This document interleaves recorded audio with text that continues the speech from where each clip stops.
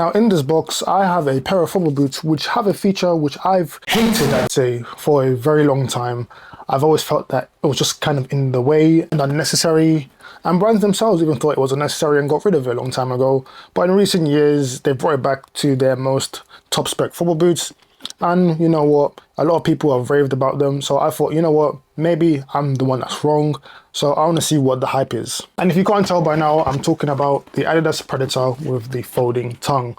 And in the last week, Adidas have released the latest model of the Predator in their launch colorway called the Go Hunter. And I'm sure some of you have already seen pictures of it. It looks very reminiscent of the 2002 Adidas Predator Manias, the Champagne colorway that Beckham wore. It also gives me a bit of the vibes of there's an Absolute colorway as well that came out in like, I want to say 2006, 2007, but it's more white rather than this kind of champagne color. But either way, let's unbox the boots. So if you're interested in the box, let's talk about the box a bit. It's a bit different to maybe the last model. You've got this kind of glossy, embossed Adidas logo on the front.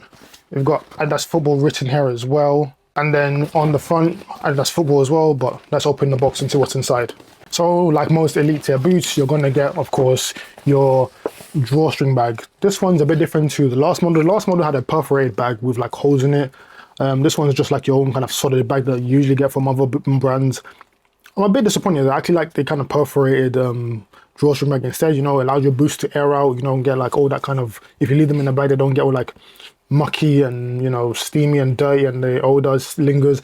But I guess maybe because the hose like mud falls through and maybe people complain. But anyway, this is the drawstring bag. And then the thing that everyone came for, boots themselves. Just take a look. Got the kind of classic looking accelerator, 3 lines from the Adidas logo you saw in the previous model as well. But let's talk about what everyone here, or should I say what I bought these boots for, and that is the folding tongue. So just take a look, guys. So what I'm going to do in this video is I'm just going to talk through the boots, give you my opinions of them, as well as maybe give you a brief overview of my kind of breaking process when I get new football boots. I've also actually got a match as well tomorrow, so I'm actually going to use these in a game, and I'll give you my like opinion straight after, as well as actually I want to use my smart shin pads from Target Football to actually show you my match stats to see if that kind of, you know, new football boot placebo is a real thing. So what's new on the boots? There's actually just 2 major changes on the boots compared to the previous model. So the first one being the upper material. So on this new model of the Predator, they use Hybrid Touch instead of Hybrid Touch 2.0.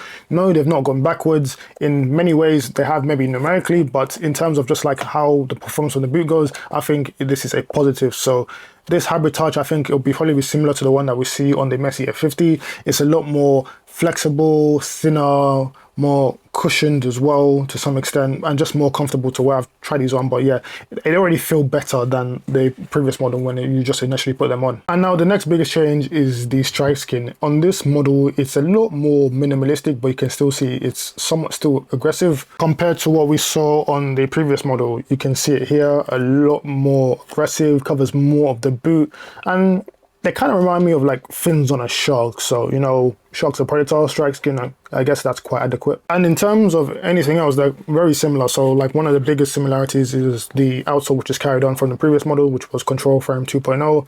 You know, as the saying goes, what's not broken doesn't need to be fixed. So yeah, we got this outsole, and it's a very good outsole. It provides a lot of traction, grip, mobility as well. This is a soft ground version, of course, but this is what it looked like on the firm ground sole plate, as you can see.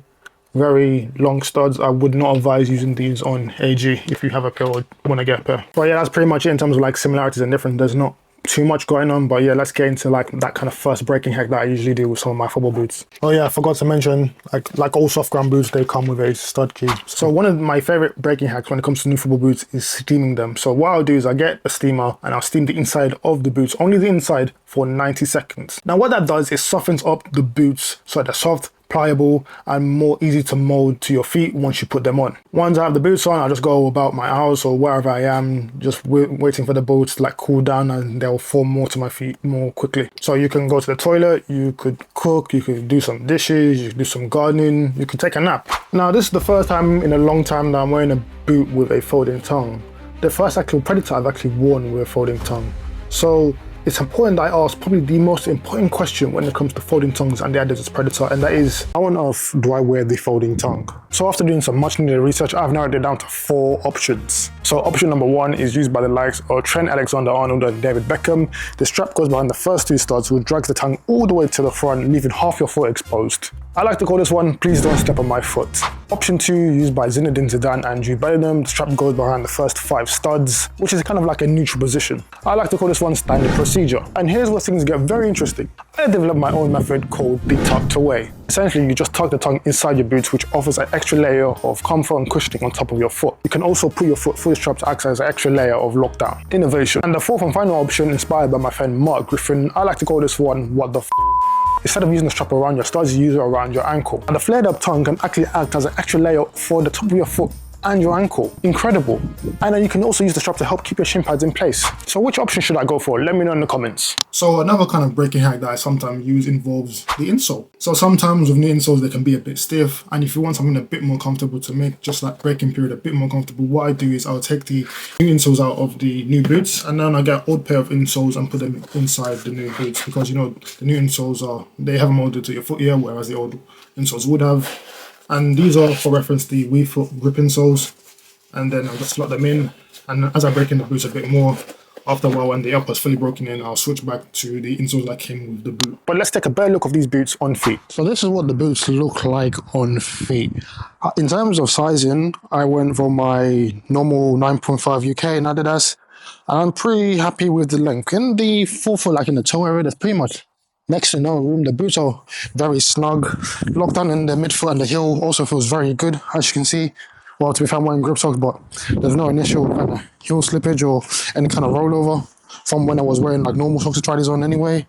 And in terms of recommendations, I'd say, let me be careful with this one. So I'll just use my kind of feet as a reference. So I've had my feet electronically scanned, so I can kind of give you better recommendations. So in terms of the ball width of my feet, which is like kind of like across here, I'm a bit above average, so a tiny bit on the wider side. However, my midfoot to my heel is much more on the narrower side. So a lot of boots actually have a bit of like issues with the heel areas in terms of like lockdown, but these are pretty good. So I'd say if you want like a more snug fit, I definitely recommend going true to size. But if you have wider feet and maybe just want a bit more breathing room in your boot, I'd say go half a size up. And then another breaking hack that I use with new boots, it has to do with the laces. So you know, when these boots are laced in like in a factory, they're done in such a way where it's like really tight. So what you want to do when you get new boots is like loosen every single one of these laces here, and then put your boots on your feet, and then you want to tie them up then. So like, again, that break-in period where it starts to mold to your foot happens a lot sooner, and it's just a more comfortable